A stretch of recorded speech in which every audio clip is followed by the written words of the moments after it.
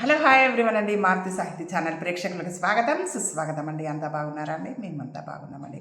నిన్నటి silly fellow నావెల్లో నిన్నటి ఎపిసోడ్లో బుచ్చిబాబు సీతతో ఆ పిచ్చుక వారి పిల్ల నచ్చినట్టయితే మా నాన్న నాకు పెళ్లి ప్రపోజల్ పెట్టేవాడే, ఈ ప్రమాదం ఎప్పుడైనా నాకు ముంచుకొచ్చేదే, కాబట్టి నువ్వు ఒక పని చేయాలి అని అంటే ఏంటి అని నిన్నటి వరకు సీత బుచ్చిబాబుని అడగడం జరుగుతుంది కదండి. ఈరోజు ఏం జరుగుతుందో ఈరోజు ఎపిసోడ్లో చూద్దామండి. నువ్వు ఆఫీస్కు సెలవు పెట్టి 2 రోజులు మా ఇంట్లో ఉండాలి. మీ ఇంట్లోనే? బాబోయ్, ఎందుకు? గుండె మీద చెయ్యి వేసుకుంటూ అడిగింది సీత. మామూలుగా చెప్తే మా నాన్నగారు ఒప్పుకోకపోవచ్చు, కాబట్టి నువ్వు 2 రోజులు నీ ప్రవర్తన ద్వారా మా అమ్మా నాన్నల మనసు దోచుకోవాలి అన్నాడు బుచ్చిబాబు. ఎలా? అయోమయంగా అడిగింది సీత. ఎలాగంటే అని బుచ్చిబాబు సీత వాళ్ళ ఇంట్లో ఏం చెయ్యాలో వివరంగా చెప్పాడు. నా వల్ల కాదు బాబు, నా వల్ల కాదంటే కాదు అంది సీత నవ్వుతూ. నీ వల్ల కాదంటే మన పెళ్ళైతే కాదు, అంతే, నీ ఇష్టం. మరి ఆ తర్వాత సినిమాల్లో చూడడం లేదు, అంతే. ఈ పెద్దవాళ్ళకి అలాగైతేనే నచ్చుతుంది. ప్లీజ్ సీత, సీత, మన కోసం ఈ చిన్న పని చేయవా? మన కోసం కాకపోతే పోనీ నా కోసం. సీత గడ్డం పుచ్చుకొని బ్రతిమాలాడు బుచ్చిబాబు. నా వల్ల కాదంటే కాదు, మన పెళ్ళే కాదు అని అంటున్నావు కాబట్టి సరేలే, నువ్వు ఇలా బాధపడుతున్నావు కాబట్టి సరేలే, నీకోసం ఒప్పుకుంటానులే అని ఒప్పుకుంది సీత. కానీ నేను మీ ఇంట్లో ఉండడానికి మీ అమ్మా నాన్న ఒప్పుకుంటారా అని ఆ విషయము నీకు మా అమ్మా నాన్నలతో మాట్లాడిన తర్వాత చెప్తాను. సీత వాచ్ వంక చూసింది. అమ్మో, చాలా టైం అయింది, మా వార్డెను ఏడుస్తుంది, మనం ఇంకా పోదాం అంటూ లేచి నిలబడింది. బుచ్చిబాబు కూడా లేచి నిలబడ్డాడు. ఇద్దరు ఆ బఠానీలు అమ్మే కుర్రాడిని దాటి ముందుకెళ్తుండగా ఆ బఠానీల కుర్రాడు ఇలా అన్నాడు. ఏం సార్ అంత పిసినిగొట్టివి?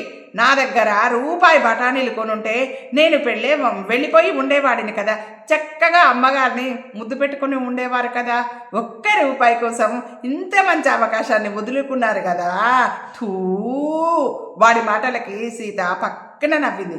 బుచ్చిబాబు ఈ అని అరుస్తూ బాధగా జుట్టు పీక్కున్నాడు. దిక్కుమాలిన వేదవా, సన్నాసెదవా, ఏబ్రాసెదవా, మాయదారేదవా పచార్లు చేస్తూనే బుచ్చిబాబును తిడుతూనే ఉన్నాడు పర్వతాలరావు. బుచ్చిబాబు తల వంచుకొని నిల్చున్నాడు. పాపం తిట్టకండి అంది పార్వతమ్మ. తిడతానా, చీరేస్తానా? మన వంశంలో ఇప్పటిదాకా ఏ విధవైనా ప్రేమించి పెళ్లి చేసుకున్నాడా అని హూంకరించాడు పర్వతాలరావు. విధవలేం ప్రేమించరు, నసుగుతూ అన్నాడు బుచ్చిబాబు. ఏంటి కూస్తున్నావు? సరిగా వినిపించక మళ్ళీ అడిగాడు పర్వతాలరావు. అబ్బా, మీరు ఊరుకోండి, ఎందుకలా అరుస్తారు? అసలు అప్పుడే పెళ్ళి వద్దని అనేవాడు, ఇప్పుడు కొంచెం చేసుకుంటానని అంటున్నాడు కదా, అందుకు సంతోషించవచ్చు కదా మీరు. అవును, నా నెత్తిన కిరీటం పెట్టడానికే పెళ్లి చేసుకుంటాను అంటున్నాడు. తింగరి వెధవ. అసలు ఆ అమ్మాయి ఎవరు ఏంటో తెలియకుండా వద్దని అరుస్తారేమి? అర్థం పర్థం లేకుండా. నాన్నగారు ఎప్పుడు అంతే సిల్లీగా అన్నాడు బుచ్చిబాబు. సరే చెప్పరా, ఇంతకీ ఆ అమ్మాయిని కన్న వెధవెవరు అన్నాడు పర్వతాలరావు. సీత వాళ్ళ అమ్మా నాన్నలు చిన్నప్పుడే యాక్సిడెంట్లో పోయారు నాన్న చెప్పాడు బుచ్చిబాబు. అయ్యయ్యో పాపం, ఆ యాక్సిడెంట్ చేసిన వెధవెవడో కానీ జాలి పడుతూ అన్నాడు పర్వతాలరావు. పాపం అంది పార్వతమ్మ. చిన్నప్పటి నుండి వాళ్ళ మేనమామ ఆమెని పెంచాడు. ఆమె మేనత్త గయ్యాలిది. మేనమామ మంచివాడే కానీ మేనమామ భార్య మంచిది కాదు, గయ్యాలిది. చదువు పూర్తయి ఉద్యోగం దొరికేదాకా ఓపిక పట్టి తర్వాత వర్కింగ్ ఉమెన్స్ హాస్టల్లో ఉండి ఉద్యోగం చేసుకుంటోంది చెప్పాడు బుచ్చిబాబు. మన ఇంట్లో ఆడవాళ్ళు ఉద్యోగాలు చేసే ఆనవాయితీ లేదు, అయినా ఉద్యోగం చేసే పిల్ల మనకెందుకురా? లక్షణంగా కాపురం చేసే పిల్ల కావాలి కానీ దీర్ఘాలు తీశాడు పర్వతాలరావు. అంటే ఉద్యోగం చేసేవాళ్ళు లక్షణంగా కాపురం చెయ్యరనా నాన్న మీ ఉద్దేశం? చక్కగా అడిగావురా బాబు. అయినా మీరు నో అని సిల్లీగా అనడానికి నాకేం కారణం అయితే కనిపించడం లేదు నాన్న.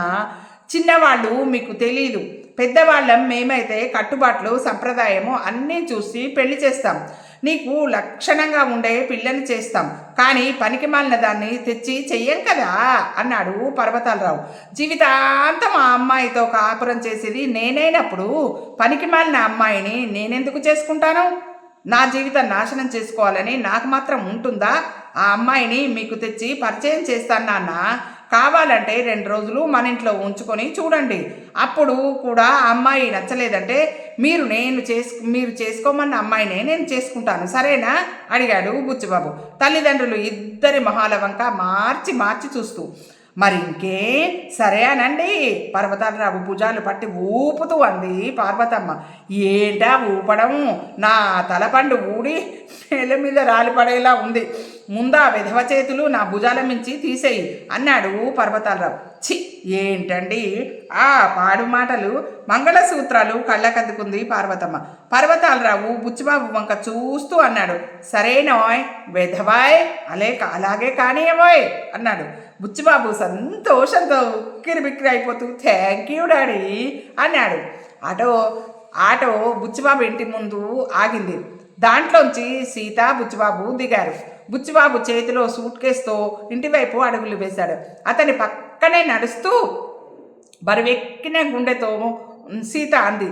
నాకేంటో భయంగా ఉంది. భయం ఎందుకు? మనమేమైనా రాక్షస కోనలోకి అడుగు పెడుతున్నామా? మా నాన్నగారు కాస్త కఠినంగా మాట్లాడినట్టు మాట్లాడినా మనసు మంచిది, కానీ ఆయన చాలా మంచివారు తెలుసా మా నాన్నగారు. నేను చెప్పినవన్నీ గుర్తున్నాయి కదా నీకు అడిగాడు బుచ్చిబాబు. సీత ఉన్నాయి అన్నట్లు తల ఊపింది. ఇద్దరు ఇంటి గుమ్మం దగ్గర ఆగారు. ఇప్పుడు మనం ఇలా లోపలికి అడుగు పెట్టగానే మా అమ్మ నాన్న మన కోసం ఎదురు చూస్తూ ఉంటారు, హాల్లోనే కూర్చుని ఉంటారు. నేను నిన్ను పరిచయం చేయగానే నువ్వు వాళ్ళిద్దరి కాళ్ళకి మొక్కు అన్నాడు బుచ్చిబాబు. మరీ అంత ఇదిగా కాకాపాడితే బాగుండదేమో బుచ్చిబాబు, నమస్కారం పెడితే చాలదా సందేహంగా అంది సీత. చాలదు, మన పెళ్లి జరగడం కోసం నేను చెప్పినట్లు నువ్వు చెయ్యాల్సిందే, పద అంటూ లోపలికి అడుగుపెట్టాడు బుచ్చిబాబు. సీత బితుకుమంటూ అతన్ని అనుసరించింది. బుచ్చిబాబు ఊహించిన విధంగానే పర్వతాలరావు పార్వతమ్మ హాల్లో సోఫాలో కూర్చొని వీళ్ల కోసం ఆత్రంగా ఎదురు చూస్తున్నారు. బుచ్చిబాబు తన చేతిలోని సూట్ కేసుని గోడ పక్కగా పెట్టాడు. సీతని చూడగానే పార్వతమ్మ సోఫాలోంచి నిలబడి రామ్మా రా అంది సాదరంగా. పర్వతాలరావు మాత్రం ఆమెని ఎక్స్రే కళ్ళతో గమనించాడు. ఈ అమ్మాయే సీత, మా అమ్మా నాన్న ఒకరినొకరిని పరిచయం చేశాడు బుచ్చిబాబు. అతని నోటి వెంట వాక్యం పూర్తి అయ్యే అవ్వకముందే సీత గభాల్న వంగి వాళ్ళిద్దరి పాదాలకు నమస్కరించింది. అంత హఠాత్తుగా ఆమె కిందికి వంగేసరికి పర్వతాలరావు గబుక్కున కాళ్ళు పైకెత్తి సోఫా మీద కూర్చున్నాడు. ఏంటమ్మా ఇప్పుడు నువ్వు చేసింది? కళ్ళు మిటకరిస్తూ అయోమయంగా ప్రశ్నించాడు పర్వతాలరావు. పరిచయం చేశాను కదా, మీ కాళ్ళకి మొక్కింది నాన్న చెప్పాడు బుచ్చిబాబు. అంతే కదా, క్రిందికి వంగి కాళ్ళు పట్టి లాగి పడేస్తుందేమోనని భయపడి చచ్చాను. నాకేం తెలుసు ఈ రోజుల్లో పెద్దలంటే ఇంత గౌరవం ఉండే పిల్లలు ఉంటారని. చాలేండి మీది మరీ చోద్యం, నువ్వికలేమ్మా అంటూ సీతని భుజాలు పట్టి లేపింది పార్వతమ్మ.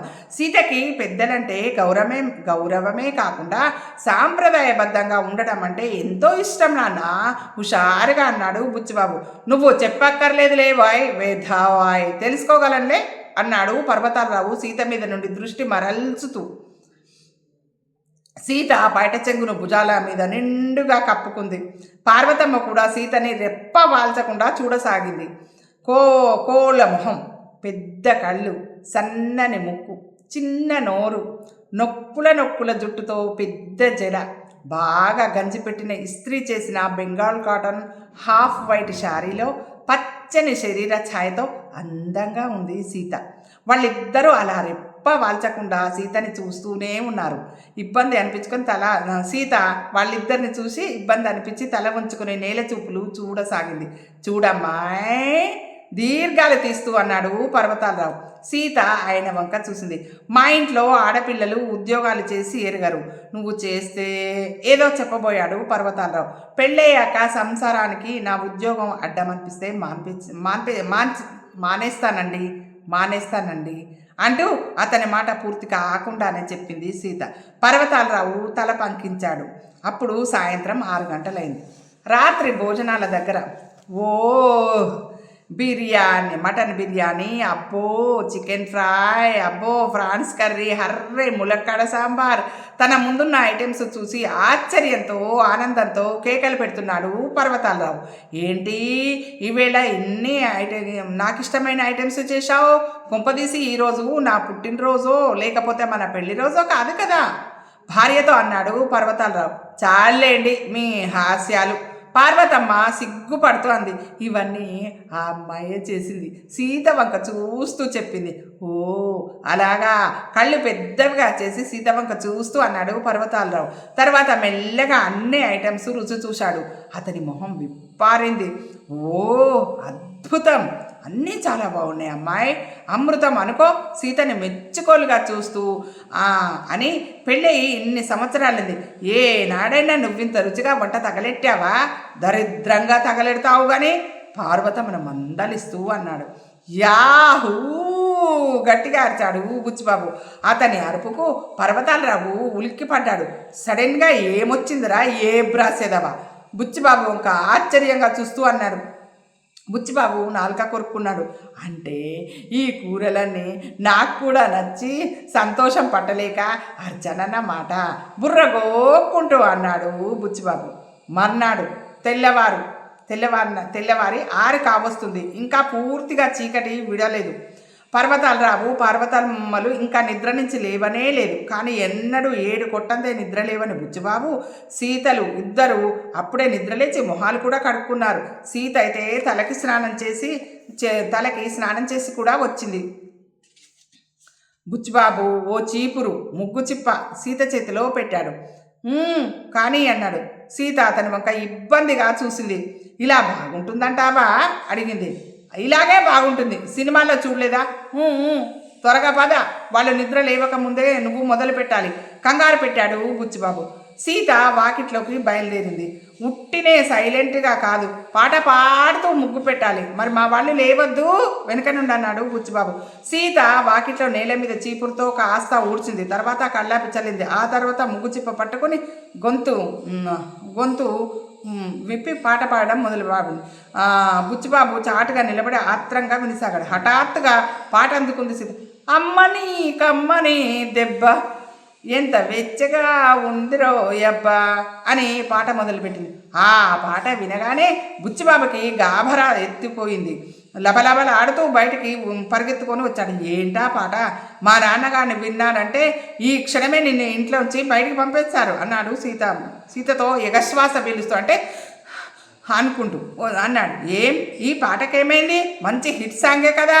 వేస్తున్న ముగ్గాపి ఆశ్చర్యంగా చూస్తూ అడిగింది సీత. హిట్ సాంగే కానీ ఆ పాట పాడడానికి ఇది సమయం సందర్భం కాదు. ముగ్గేసేటప్పుడు పాటే పాడాలి. సీత నాలుక కొరుక్కుంది.